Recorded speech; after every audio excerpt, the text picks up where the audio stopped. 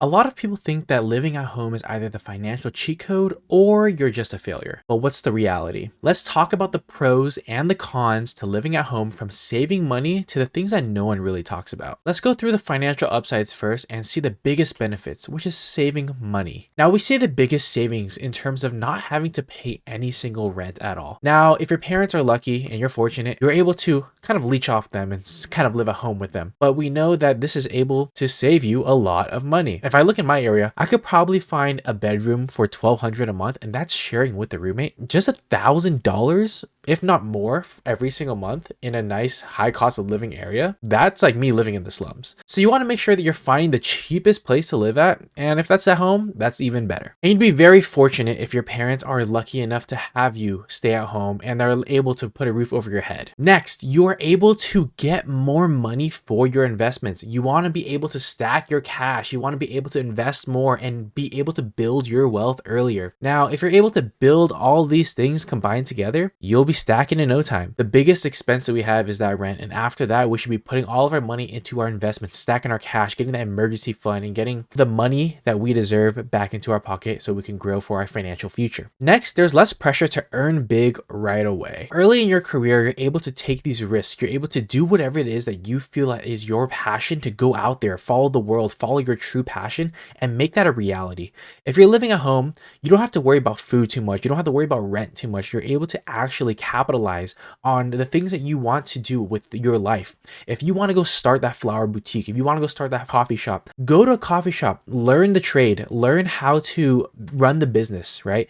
You're able to take on those skills as an employee. You don't need to get that super high paying job right out of college.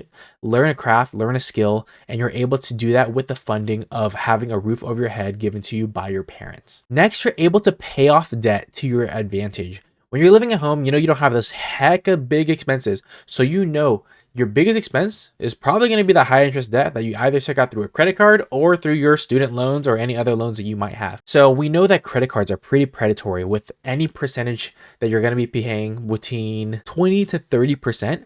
Now that is immense. You don't want to be paying that much just to the credit cards. You'd rather be putting that money back into your pocket or buying things for your family, right? We know that we want to give back to the people that we love, and giving back 30% to a credit card company that doesn't care about us, that's not the way to go. Now let's go into some of the challenges that no one really talks about that you kind of experience with living at home with your parents. Well, first, you might get the lack of independence. We know that living at home throughout our lives in high school, our parents are always hawkish and, putting their heads over our shoulders and making sure that we are doing what they want to do. If you kind of want that individuality, that freedom, you might not be able to get that at home depending on your family. Your miles might vary. Sometimes you might get a call when you're out at 9:30 p.m. just because you're out, and they're going to be asking you, when are you going to be home? And you kind of got to give them an answer, because at the end of the day, the roof is over your head.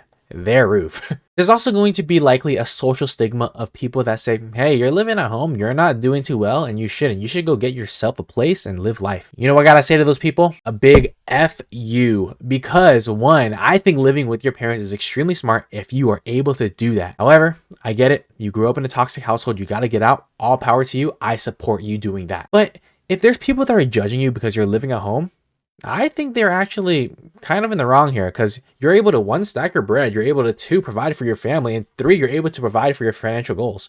You're able to get that place, put a down payment on a house that you actually want instead of paying rent later on. There's no bad social stigma around living at home, in my opinion. I think that if you need to, because of financial reasons, all power to you, and if you are able to, you are lucky, and that is a privilege. Now, you might run into issues of some privacy or freedom issues, and we all know you want your place and you want to be alone. You don't get that.